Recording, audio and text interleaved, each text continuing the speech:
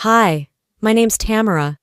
At my father's will reading, my own sister stood up, looked me straight in the eye, and said, "You're not worthy." In front of everyone. They laughed, they whispered, they made me feel like I was nothing. But what they didn't know was that every cruel word only brought me closer to the truth they tried so hard to bury. How did it get so bad that even my best friend turned against me? How did the people I once called family plot to take everything away from me? And how, somehow, did I end up with it all?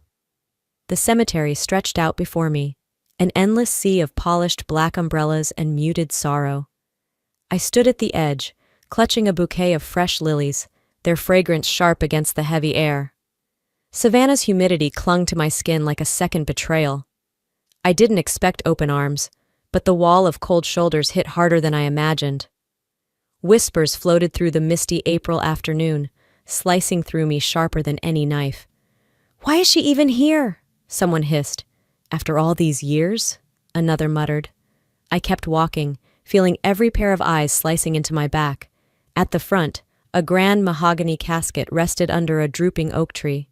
My father's name, Russell K., gleamed in gold lettering, final and untouchable. I moved toward it, needing, to place the bouquet on his casket. It was the least I could do, the least I deserved to do. But as I reached out, Belinda stepped between me and the casket like a queen guarding her throne. Her tailored black dress clung to her like a badge of honor she hadn't earned. She sneered, her voice sharp enough for the entire crowd to hear. "You don't get to play grieving daughter today, Tamara." She plucked the lilies from my hand and tossed them onto the damp ground. Gasps rippled through the guests. No one stepped forward. No one stopped her. I froze, humiliation burning a trail from my cheeks down to my clenched fists. The bouquet lay broken at my feet, petals bruised and trampled. Belinda turned back to the casket, slipping into a dramatic sob, the epitome of the perfect daughter in mourning. I didn't cry. I wouldn't give them that. I swallowed the lump in my throat, straightened my spine, and made my way to the last row of folding chairs. Sitting alone, I wrapped my arms around myself, as if to keep from shattering. Not every war is fought with words, I reminded myself, my fingers digging into my palms. Sometimes, survival meant swallowing pride and waiting for the right moment. Belinda took the podium, her voice trembling with fake sorrow as she spoke about family unity and honoring Dad's legacy. The hypocrisy oozed off her in waves. I stared at her, memorizing every fake tear, every false quiver in her voice. In that moment, something inside me shifted. I wasn't just grieving a father I'd barely gotten to know. I was mourning the illusion that these people would ever accept me. "This is the last time," I vowed silently. "The last time they humiliate me and think they can walk away smiling." The wind picked up, rustling the oak leaves overhead. I sat perfectly still, waiting, knowing deep in my bones, this funeral was only the beginning. After the funeral ended, the crowd thinned out like smoke drifting from a dying fire. I stayed in my seat until the last mourners shuffled away, pretending not to notice me. When the groundskeeper began folding chairs, I stood, dusted the dirt from my dress, and headed toward my car parked along the gravel road. The K estate wasn't far. Less than a 15-minute drive back through winding streets and moss-draped oaks, the kind of scene tourists love to photograph. Today, though, every corner felt like a trap waiting to snap shut. By the time I pulled into the estate's long driveway, the sun had slipped lower, casting gold shadows across the grand stone facade. Expensive cars lined both sides of the drive like prizes on display. Inside the grand hall, the mood was anything but solemn.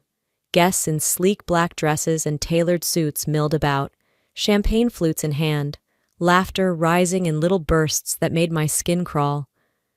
Belinda stood near the marble fireplace, holding court like the queen of misery.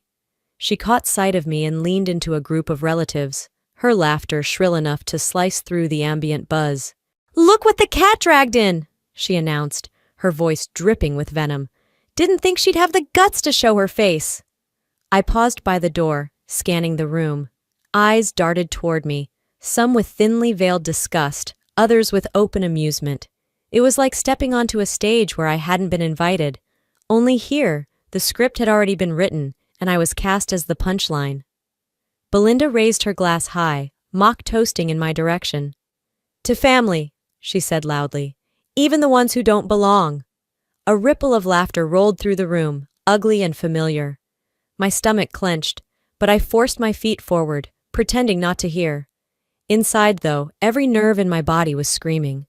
One woman, a second cousin I barely knew, whispered loudly enough, "Guess she's hoping Daddy left her a pity check." Her friend giggled behind a manicured hand. I took a seat near the back, feeling the air grow heavier around me. It was a performance, I realized. Belinda needed an audience, and humiliating me was her favorite act.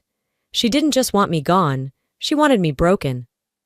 As I sat there, fists balled tightly in my lap, I recorded every sneer, every whispered insult.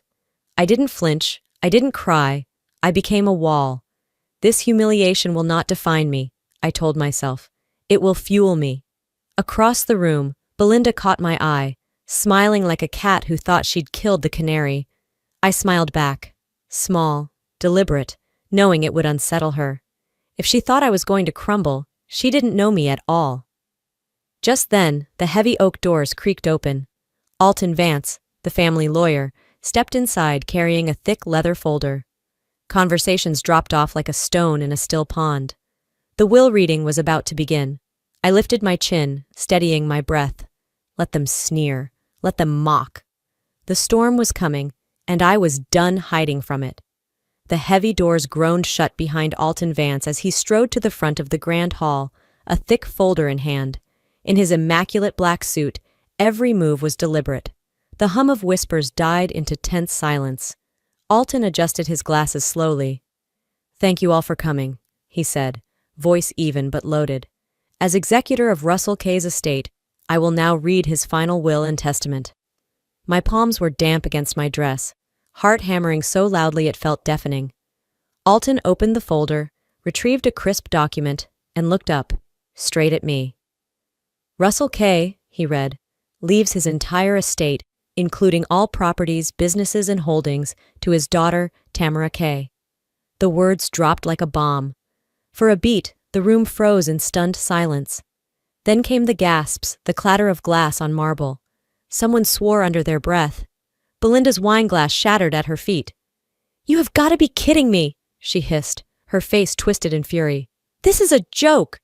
Murmurs flared, curiosity souring into suspicion.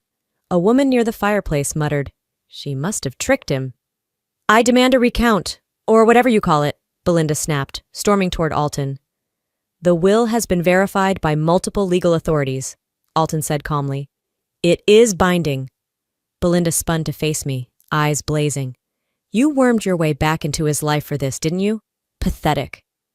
The room shifted, whispers sharpened. Then came the deeper cut, from someone I once trusted. Darla Keyes, my childhood friend, stepped forward, her voice loud enough to carry. "You all need to know. Tamara only showed up after she found out about Russell's money. She was never around before." I stared at her, stunned. Her face was all concern, but the satisfaction underneath was clear. "You don't deserve any of this," she finished, voice trembling with false grief. "You're just here for a payday." The air turned heavier, the walls of judgment closing in. Still, I didn't flinch. No tears, no denials. If they wanted a villain, they would get one. If they wanted a war, I would give it to them, on my terms. I met every accusing gaze without blinking. I wasn't going to break. Not now, not ever. The heavy silence after Darla's betrayal hung like fog, thick and unrelenting. Whispers started to weave through the grand hall again, suspicion blooming like a poisonous vine. I stayed rooted in my chair, the heat of 100 accusing stares pressing down on me. At the front, Alton Vance adjusted his tie, his face unreadable as he set the thick legal folder back on the table. A subtle tap of his knuckles against the wood silenced the murmuring crowd. His calm authority, so at odds with the chaos around us, gave me the faintest anchor to hold on to. Without preamble, Alton pulled out several documents, holding them high enough for all to see. "This," he said clearly, "is the original will, properly witnessed and notarized. Along with it are authenticated marriage certificates, bank records, and a collection of personal letters between Russell K. and his daughter, Tamara. There were a few scoffs, Belinda among them, but the weight of the documents seemed to press down harder than even her bravado could resist. And, Alton added, reaching into a side pocket of his briefcase, there is a video recording. He set a laptop onto the table, the screen blinking to life. A grainy video played, the date stamp showing 3 years earlier. There was Dad, Russell K., not the stern, intimidating man from family lore, but a man laughing, placing a hand on my shoulder, a rare tenderness in his face. The room watched in stunned silence as he introduced me proudly to a small gathering of friends. "This is my daughter," he said, voice rough but proud. "Took me too long to find her again, but blood doesn't lie." The gasp that rippled across the crowd was almost physical. Chairs scraped against the polished floor as some leaned in, needing to believe their own eyes. I watched Belinda's mouth tighten into a brittle line. She snapped, "Anyone can fake a video." But her voice wavered, stripped of its usual cutting confidence. Someone near her muttered, "Maybe we were wrong." And I caught Darla's eyes dart away from mine, her face paling. The tide was turning. Slowly, but it was turning. I didn't smile. I didn't gloat. I simply inhaled deeply, feeling, for the first time that day, that maybe I could breathe without drowning in shame. Still, a warning flared in the back of my mind. People like Belinda didn't surrender. They retreated, regrouped, and struck harder. This was only the first crack in their armor. I sat straighter, anchoring myself against the coming storm. The battle wasn't over, not even close. The first sign that Belinda wasn't done came exactly 7 days later, delivered in the form of a thick envelope slid under my lawyer's office door. I sat across from Cliff Rowe, my newly hired attorney, as he opened it with slow, precise fingers. His brow furrowed as he skimmed the contents. "She's suing you," he said flatly, "claiming fraud, manipulation, undue influence over your father." For a second, the room tilted slightly, but I caught myself before the feeling could root. I straightened my shoulders. "Of course she is," Cliff offered a grim smile. "They're going to weaponize the courts, smear you every way they can." "Let them," I said, my voice steady. "I'm not folding." The next few days blurred into meetings, depositions, strategy sessions. Belinda's team moved fast, feeding the press rumors and half-truths, painting me as a gold digger who preyed on a grieving old man. But what they didn't count on was that Cliff was faster. Late one evening, as the cicadas buzzed outside his office window, Cliff dropped a flash drive onto the conference table with a smirk. "You're going to want to hear this," he said. I clicked the file open. The recording crackled, then sharpened. Belinda's voice, sharp, calculating, filled the room. "We need to bury her credibility," she said. "I don't care what we have to fabricate. Tamara doesn't get a dime." Curtis Mon, one of Dad's old associates, chimed in. "I've got a guy who can forge medical records. Make it look like Russell was mentally incompetent." Leonard Cray added, "And I know someone who can fake a timeline." The blood drained from my face, but fury replaced it almost immediately. They weren't just attacking me, they were desecrating my father's memory. Cliff leaned back in his chair. "We've got enough here to not just shut down their lawsuit, but to hit them back twice as hard." My fists clenched in my lap. "Good," I said through gritted teeth, "because I'm done playing defense." We spent the next 48 hours preparing a counterattack. Cliff drafted a countersuit: defamation, malicious prosecution, conspiracy. "They underestimated me because I stayed quiet," I said, staring out the window into the night. "That ends now." The morning we filed our motion, I felt the shift in the air like the electric charge before a summer storm. For the first time, I wasn't reacting to their games. I was rewriting the rules. The court documents were barely dry when the whispers began. At first it was subtle, sideways glances at the grocery store, the sudden hush whenever I entered a coffee shop. Savannah wasn't a city that forgot scandals easily, and Belinda knew exactly how to pour poison into a small town's veins. 2 weeks after we filed the countersuit, I noticed the shift fully. Parents who once waved to me at school board meetings now pulled their kids a little closer. My mailbox filled with anonymous notes. some calling me a thief, others worse. In the halls of my workplace, conversations stuttered into awkward silence when I passed. Then came the suspension letter. Pending an internal ethics investigation, my position at the elementary school was frozen indefinitely. No hearing, no warning, just a cold piece of paper severing ties I'd worked years to build. "You know how this town works," Cliff said when I called him, trying to keep my voice from breaking. "Gossip moves faster than the truth. Stay steady." But steady was harder when even old friends avoided my eyes, when every social invite dried up like a riverbed in August. Belinda's whisper campaign had grown into a chorus. Local Facebook groups buzzed with half-truths and outright lies. That I seduced an aging man, that I manipulated him for his money. "Gold digger," they said. "User," they said. "Trash," someone posted under a photo of me volunteering at the community center. Each word was a cut, but none deep enough to reach the part of me that still remembered why I had fought in the first place.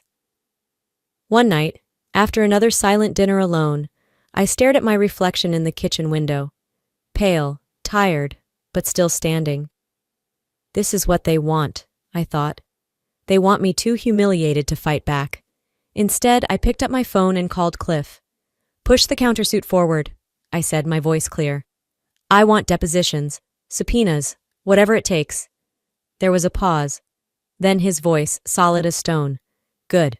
Let's finish this." Before bed, I logged onto my social media accounts. My hands shook slightly, not from fear, but from rage that had found its focus. I typed one sentence, simple and sharp as a blade. "The truth needs no defense, but the lies will crumble all the same." I hit post. Let them whisper. Let them scheme. The next fight wouldn't happen in the shadows. It would happen where they couldn't hide. The courthouse loomed ahead, its old brick facade stained by decades of storms. Perfect, I thought grimly, for the battle waiting inside. I stepped from Cliff's car, heels clicking with steady resolve across the pavement. He fell into step beside me without a word. Around us, reporters buzzed like gnats, but I didn't flinch. Let them take their pictures. Let them spin their headlines. Today, I wasn't here to survive their judgment. I was here to rewrite the narrative. Inside the courtroom, I could feel the weight of stares drilling into my back. Belinda sat across the aisle, her hair styled to perfection, her smile like a blade. Curtis Mann and Leonard Cray flanked her, oozing false confidence. The judge entered. Silence fell. Belinda's attorney launched into a tirade of accusations. Tamara preyed on an old man. Tamara manipulated Russell in his declining years. I sat still, letting the lies pile up. When it was Cliff's turn, he stood calmly and handed over the evidence, the real evidence. The courtroom monitors flickered to life. Belinda's voice poured out, cold and cutting. "We need to bury her credibility. I don't care what we have to fabricate." Gasps scattered like gunshots through the room. The judge's brows shot up. Jurors shifted uncomfortably in their seats. And then Cliff played the second clip, Curtis boasting about forging medical records, Leonard laughing about faking timelines. By the time the video ended, the energy in the room had shifted, thick with disbelief, outrage, and shame. Belinda's face twisted, desperate and cornered. She hissed to her lawyer, who hastily objected, but the judge waved him off. I felt the ground tilt in my favor, and I wasn't done. When it was my turn to testify, I rose without hesitation. I walked to the stand, each step a refusal to bow. My voice, when I spoke, was steady. I did not manipulate my father. I loved him. He reached out to me, not the other way around. He made his own decisions, and honoring those decisions is what I'm here to do. I met every eye without blinking. You don't get to erase a man's legacy just because you didn't like who he trusted. No theatrics, no tears, just truth, laid bare. By the time I finished, even the courtroom's air felt different, heavier somehow, like the weight of truth pressing down on everyone. The judge announced that the final ruling would be issued after reviewing all evidence in chambers. Postponed, but not denied. As I walked back outside into the warm Georgia sun, I felt the tension thrumming in my blood. The battle wasn't won yet, but for the first time, they had heard me, and they could never unhear the truth. A week later, the courthouse loomed before me again, but this time the tension wrapped tighter around my ribs. It was Judgment Day. No more delays, no more whispered accusations. Today, the truth would be carved into record. I sat rigid in my chair, every muscle taut. Across the aisle, Belinda barely concealed her panic, her fingers twisting the strap of her purse over and over. Cliff offered me a calm nod, the kind that said we did everything we could. The judge entered, robe billowing slightly behind him. He adjusted his glasses and cleared his throat. "In the matter of the estate of Russell K," he began, his voice even, "this court finds that the last will and testament is valid. Full inheritance rights are granted to Tamara K." A murmur rippled through the room, followed quickly by stunned silence. "And furthermore," the judge continued, steel creeping into his tone, "the lawsuit filed against Miss K by Belinda K is deemed malicious, without merit, and built upon fabricated evidence. Sanctions and penalties will be considered." I didn't move. I didn't blink. Inside, a dam broke quietly, flooding me with a tidal wave of vindication. Belinda shot to her feet. "She lied! She manipulated him!" she screamed, her voice shrill, cracking. "You're all fools if you believe—" Her lawyer tried to pull her down, whispering urgently, but she shook him off. The courtroom watched, frozen, as Belinda collapsed into wild accusations, her carefully maintained mask crumbling into desperate madness. People she'd once charmed now recoiled. Some averted their eyes. Others whispered behind cupped hands. Curtis Mon and Leonard Cray sat stone-faced, abandoned by the tide they thought they could control. I rose slowly. Not to gloat. There was no joy in watching someone self-destruct, but to breathe freely, to stand as someone who had survived. Cliff placed a hand lightly on my shoulder as I gathered my bag. "You did it," he murmured. "No," I whispered back. "We did." I walked out of that courthouse without looking back. The Georgia sun was high and warm, washing the world in gold. I tipped my face toward it, letting the light touch every battered part of me. This war was over. But my story, the one I would build on my own terms, was just beginning. A month passed before I returned to the K estate. The grandeur no longer felt imposing. It felt empty. Hollow halls, dust motes dancing in the sunlight, the faint smell of old leather and polished wood. This place had once been a fortress of power and secrets. Now, it was just a building. I moved slowly from room to room, trailing my fingertips across marble surfaces and velvet drapes. These things never mattered to me. They had been Belinda's battleground, not mine. My father's love, my worth, had never been measured in chandeliers or antique portraits. In his study, a place I had only been invited into once while he was alive, I found Cliff waiting with a small envelope in his hand. "He asked me to give you this," he said simply. I took it with reverence, my fingers trembling slightly. The handwriting on the front was unmistakable, bold, slanted, confident. Inside, a letter unfolded itself like a final embrace. "Tamara," it began, "I don't know if I'll ever be brave enough to say these words out loud, but you deserve to hear them. I am proud of you. Not because of anything you own, but because of who you are. I made mistakes, too many. I hope one day you'll forgive my absence. Whatever happens, live for yourself. Don't fight battles that aren't yours. Choose peace when you can. And know, no matter what anyone says, you were always my greatest decision." Tears slipped down my cheeks, but I didn't wipe them away. I pressed the letter against my heart, letting the words soak into the parts of me that had ached for so long. In the weeks that followed, I made my decision. I donated the vast majority of the estate's assets to educational charities across Georgia. Scholarships, libraries, community programs, things that would have made him proud. I kept nothing except a small, modest house near the river, where the sun hit the water just right in the early mornings. I didn't need chandeliers. I needed peace. People like Darla faded away, their absence barely a whisper in my new life. I held no malice toward them. Let them chase the next shiny thing. I was done playing in shallow waters. One evening, as the sky blushed pink and gold, I sat alone on a park bench overlooking the river. Children laughed in the distance.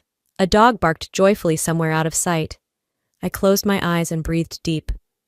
My father's love wasn't in what he left behind, I whispered to the breeze. It was always in me. The current of the river moved steadily forward, just like I would, from this moment on. Even after everything, the betrayals, the humiliation, the battles, I learned one unshakable truth. You don't have to become what others try to reduce you to. You can choose dignity when they choose cruelty. You can build peace when they sow chaos. And you can find strength not because life was easy, but because you decided you were worth the fight. I hope my story reminds you that no matter how heavy the past feels, it does not define your future. We are not the mistakes made against us. We are who we decide to become after. If you've ever faced injustice, betrayal, or been made to feel unworthy, know this: your worth was never up for debate. And now, I'd love to hear from you. If this story touched your heart, drop a 1-inch in the comments or tell me where you're watching from. If you felt differently, that's okay too. I'd love to know your thoughts and where in the world you're tuning in from. If you enjoyed this journey, please hit the subscribe button to follow more stories of strength, healing, and real life. Together, we're building a community that believes in truth, dignity, and second chances. Thank you for being here.